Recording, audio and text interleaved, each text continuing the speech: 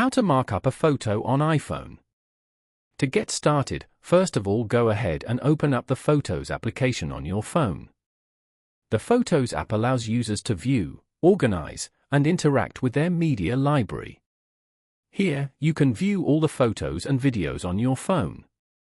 Open any photo from here. Then, tap on the edit icon below.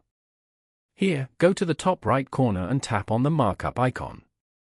Once you tap the Markup icon, a toolbar with various tools will appear. These tools include pen, pencil, highlighter, eraser, ruler, and color options. Go to the bottom right corner and tap on the color button.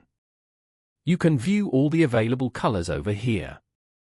Choose any color from the grid and then mark anywhere on the photo to color the area. Once you're done editing, tap on Done at the top. Following these steps, you can easily mark up a photo on iPhone.